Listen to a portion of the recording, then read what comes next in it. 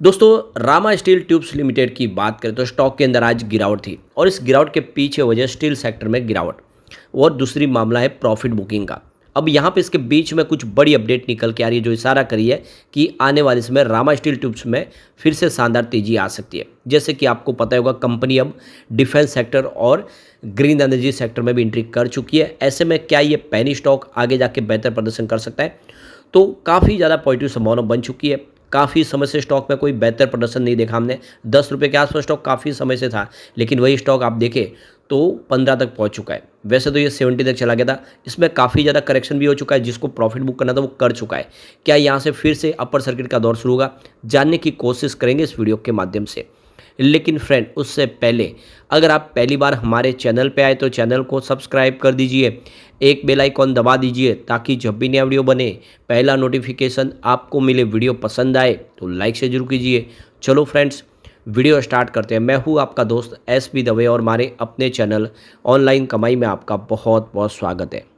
तो सबसे पहले आज के कारोबार की बात करें तो स्टॉक की शुरुआत तो पॉजिटिव हुई 16.38 पर, क्लोजिंग कल की 16.14 के आसपास थी। इंट्राडे में 16.47 का हाई भी बन गया, लेकिन तेजी रह नहीं पाई। ऊपर के लेवल से बाजार की नरमी का असर देखने को मिला। प्रॉफिट बुकिंग शुरू हो गई, जिस वजह से 15.50 का इसने लो बनाया इंट्राडे में और अंत में क्लोजिंग 15.70 के आसपास थी, जहाँ पे 2.73% की गिरावट देखने को मिली। तो बिल्कुल आप देख लो कि बाजार में दबाव का यहाँ पे असर देखने को मिला। स्टॉक नीचे की तरफ रहा।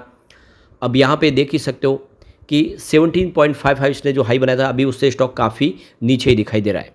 वैसे पिछले दिनों काफ़ी अच्छी दौड़ भी लगाई थी। यहाँ पे देख लो इसी महीने अभी आप देखें तो 10-15 दिन में स्टॉक ने शानदार प्रदर्शन भी किया और ऊपर से करेक्शन भी आ चुका है। अब एक बड़ी तेज़ी के लिए ट्रिगर का इंतजार कर रहा है और जल्द यहाँ पे एक शानदार तेज़ी फिर आ सकती है। वॉल्यूम काफ़ी ज़बरदस्त बढ़ा हुआ इस समय। पिछले एक महीने पहले इसका 15 करोड़ का वॉल्यूम था, 4 करोड़ की डिलीवरी उठाई गई थी। 1 वीक पहले 17 करोड़ का वॉल्यूम हुआ था, सामने 4 करोड़ की डिलीवरी उठाई गई थी। और कल 13 करोड़ का वॉल्यूम हुआ था, 3 करोड़ का डिलीवरी बेस काम हुआ और आज भी 13 करोड़ का ज़बरदस्त वॉल्यूम हुआ है। अब यहाँ पे जो रामा स्टील ट्यूब्स लिमिटेड के लिए बहुत बड़ी जो गुड न्यूज़ है ये है कि इसको एएसएम लिस्ट स्टेज 1 से बाहर कर दिया गया है। तो अब देख दो कि शॉर्ट टर्म एएसएम लिस्ट में इसको शिफ्ट किया गया था। 6 सितंबर 2024 को ही स्टेज 1 में इसको शिफ्ट किया गया, लेकिन 16 सितंबर 2024 तक ये स्टेज 1 में रहा। आज अब देख सकते हो ये एएसएम लिस्ट से बाहर हो चुका है, तो बहुत बड़ी गुड न्यूज़ है। फिलहाल आप देख सकते हो कि एक्सचेंज ने इसको अपने एएसएम लिस्ट से बाहर कर दिया, यानी जो एडिशनल सर्विलांस पे रखा गया था स्टॉक को उसको निकाल दिया गया है। यानी इससे आप समझ सकते हो कि इसमें कोई गड़बड़ नहीं है, या फिर अगर ऐसा होता तो स्टेज 2 पे चला जाता, लेकिन ऐसा हुआ नहीं। शॉर्ट टर्म एएसएम लिस्ट से इसको बाहर कर दिया गया है, तो आने वाले समय फिर संभावना पॉजिटिव बन जाएगी। एक जो बड़ी गुड न्यूज़ निकल के आ रही है, इंडिया की जो स्टील कंजम्पशन ग्रोथ है वो 9 से 10% रह सकती है फाइनेंशियल 2025 में, ये इकरा रेटिंग का कहना है।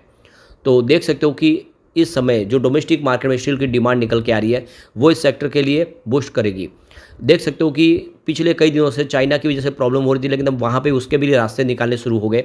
ऐसे में स्टील सेक्टर आने वाले समय में बेहतर प्रदर्शन कर सकता है। पिछले 1-2 सालों से स्टील सेक्टर में हमने कोई खास तेजी नहीं देखी है, परंतु अब देख सकते हो कि यहाँ पे इकरा का कहना है कि 15% की ईयर बेसिस पे ग्रोथ देखने को मिल सकती है। डिमांड आ सकती है अच्छी खासी, और इसके पीछे सरकार की तरफ से जो बहुत सारी स्कीम लाई गई उसका भी असर देखने को मिलेगा। ऐसे में आने वाले समय देख सकते हो कि यहाँ पे काफ़ी बेहतर प्रदर्शन करता हुआ दिखाई दे सकता है स्टील सेक्टर। तो यहाँ पे इकरा ने जो अपना अंदाजा लगाया कि स्टील सेक्टर कैपेसिटी यूटिलाइजेशन है वो करीब 88% को क्रॉस कर सकता है, जो 15.6 मिलियन टन तक पर एनुअल के हिसाब से जा सकती है। 2021 से लेकर 2024 तक की बात करें, स्टील इंडस्ट्रीज़ की जो यहाँ पे जो आप कंजम्पशन थी वो 26.3 मिलियन टन्स के आसपास थी, जो अब 27.5 मिलियन टन्स के आसपास रहने की उम्मीद है। तो देख सकते हो कि ग्रोथ काफ़ी बेहतर समझ में आ रही है।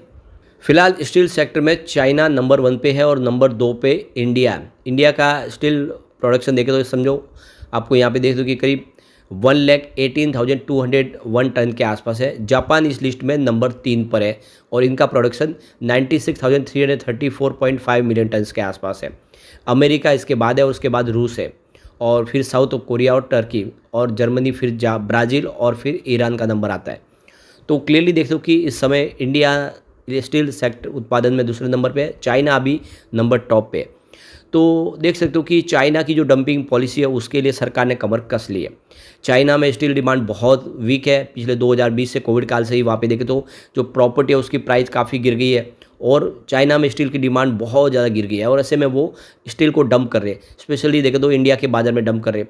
इससे स्टील इंडस्ट्रीज़ को बहुत ज़्यादा प्रॉब्लम हो रही है, तो इसका अब रास्ता निकालना शुरू कर दिया इंडिया ने।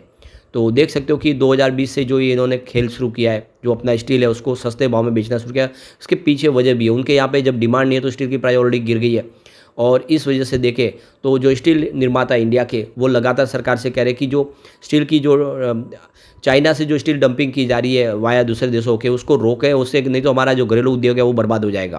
तो ये चाइना की प्रॉब्लम का रास्ता निकल सकता है और जो हमारी स्टील इंडस्ट्री है इंडिया की, उनको राहत मिल सकती है। और देख सकते हो कि इसके लिए भारी उद्योग मंत्री HD कुमारस्वामी ने कहा है कि सरकार चीन से स्टील डंपिंग को रोकने के लिए हर मुमकिन कदम उठाएगी। इससे संकेत मिलता है कि सरकार स्टील पर इंपोर्ट ड्यूटी बढ़ा सकती है। अगर ऐसा होगा तो जो चाइना का स्टील है उसकी प्राइस बढ़ जाएगी और फिर इंडिया की डिमांड स्टील सेक्टर की अच्छी खासी बढ़ जाएगी। तो यही रास्ता है कि इंपोर्ट ड्यूटी बढ़ा दी जाए, जिससे जो स्टील जो भले ही चाइना से सस्ता आ रहा है लेकिन इंडिया में वो महंगा हो जाएगा और ऐसे में जो खपत है वो इंडिया के स्टील की बढ़ेगी। और वैसे भी क्वालिटी के मामले में देखें तो चाइना से बेहतर है इंडिया का स्टील, और इसीलिए कोई भी कंपनी अगर उस प्राइस उसके आसपास रहेगी तो इंडिया का स्टील ही खरीदना पसंद करेंगे और इससे स्टील सेक्टर को बूस्ट मिल सकता है। ये काफ़ी बड़ा एक सरकार का पॉजिटिव ट्रिगर होगा इसके लिए, और ऐसे में स्टील सेक्टर की ये छोटी सी मजबूत कंपनी आने वाले में बेहतर प्रदर्शन कर सकती है। इसके अलावा देखें तो एक और जो बड़ी गुड न्यूज़ निकल के आ रही है, अभी भी रिसेंटली कंपनी ने ग्रीन एनर्जी सेक्टर में एंट्री कर ली है। सोलर सेक्टर में कंपनी का कारोबार आगे बढ़ेगा, इसके लिए इन्होंने देख सकते हो कि अभी कोलैबोरेशन भी कर दिया है। तो इंडिया देख सकते हो कि इस समय ग्रीन एनर्जी सेक्टर में रिकॉर्ड हाई इंस्टॉलेशन कैपेसिटी पे पहुंच चुका है। देख लो कि यहाँ पे मार्च 2025 तक के लिए आप देखें तो जो इंडिया की जो इस समय जो इंस्टॉल कैपेसिटी 35 गीगावाट की सोलर और विंड की जाने की संभावना बन चुकी है। अब यहाँ पे देख लो कि लगातार जिस तरह से साल दर साल इंस्टॉल कैपेसिटी बढ़ रही है, तो 2030 का जो गोल है वो समय के पहले ही अचीव हो सकता है, ऐसी संभावना बन रही है। इंडिया देखो इलेक्ट्रिसिटी कंजम्पशन में काफ़ी बड़ा देश है, सबसे ज़्यादा पॉपुलेशन है। ऐसे में आपसे सोलर सेक्टर हो या विंड सेक्टर, उसके अंदर जितनी भी बिजली की निर्माण होगी उसकी पूरी खपत यहाँ पे हो सकती है। इसके अलावा सरकार ने ग्रीन हाइड्रोजन मिशन भी लॉन्च कर दिया है। जो बिजली है उससे ग्रीन हाइड्रोजन बनाया जाएगा और उसको एक्सपोर्ट किया जाएगा। तो देखो कि हमारे जो मिनिस्टर है भूपिंदर सिंह भल्ला, उनका कहना है कि 30 गीगावाट की सोलर कैपेसिटी ऐड की गई है। ये एक बहुत बड़ा एक माइलस्टोन अचीवमेंट है। 35 टोटल है, इसमें आप देखो कि जो 30 गीगावाट की सोलर एनर्जी इंस्टॉल हुई है और 5 गीगावाट की विंड एनर्जी कैपेसिटी नई ऐड हुई है। अप्रैल से लेकर अगस्त के दरमियान देखें तो 10 गीगावाट की नई इंस्टॉल कैपेसिटी ऐड हुई है और देख सकते हो कि अभी टोटल 153 गीगावाट तक ये टोटल हमारी इंस्टॉल कैपेसिटी पहुंच चुकी है।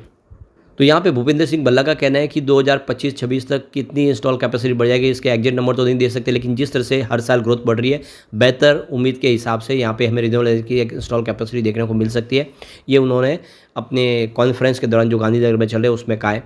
तो कुल मिला के देखो कि चिंता की कोई बात नहीं, कंपनी ने अब अपनी नई शुरुआत कर दी है, नई पारी। डिफेंस सेक्टर में भी कंपनी तेज़ी से आगे कारोबार बढ़ा रही है, बहुत सारे डिफेंस के इक्विपमेंट कंपनी बनाने जा रही है और ये छोटा स्टॉक बड़ा रॉकेट कर बन सकता है, आने वाले समय बेहतर प्रदर्शन कर सकता है। ऐसे में लॉन्ग टर्म इन्वेस्टर के लिए अच्छा मौका है, खरीदारी की जा सकती है। अब एक बार इसके पिवट लेवल को चेक कर लेते हैं। तो यहाँ से अगर गिरावट होती है तो 14.02 का पहला सपोर्ट है, ये टूटा तो स्टॉक 11.80 तक ज़्यादा वो दिखाई देगा। गिरावट और बढ़ जाती तो फिर 10.0 तक जा सकता है, यानी जहाँ से शुरुआत हुई वही स्टॉक आ सकता है, लेकिन ये तभी पॉसिबल जब बाजार में काफ़ी बड़ी गिरावट का माहौल बने। पॉजिटिव माहौल बना तो 18.01 का फर्स्ट रेजिस्टेंस है, इसको पार कर लिया तो स्टॉक सीधा 19.78 तक जाता हुआ दिखाई देगा। और तीसरा जो रेजिस्टेंस है वो 22 के आसपास है, यानी आप इन्वेस्टमेंट है उसको डबल होता हुआ दिखाई दे सकता है। ऐसे में इन्वेस्टर के लिए अच्छा मौका है, निवेश कर सकते हैं, क्योंकि आने वाले समय ये बहुत ही बेहतर प्रदर्शन करता हुआ दिखाई दे सकता है। लेकिन फ्रेंड, कोई भी इन्वेस्टमेंट करने से पहले अपने फाइनेंशियल एडवाइजर से बड़ी ले ले या अपना खुद का रिसर्च करें, क्योंकि मैंने वीडियो आपके एजुकेशनल पर्पज़ के लिए ही बनाया। वीडियो पसंद आए तो लाइक से जरूर कीजिए और चैनल को सब्सक्राइब कर दीजिए। Thank you friends.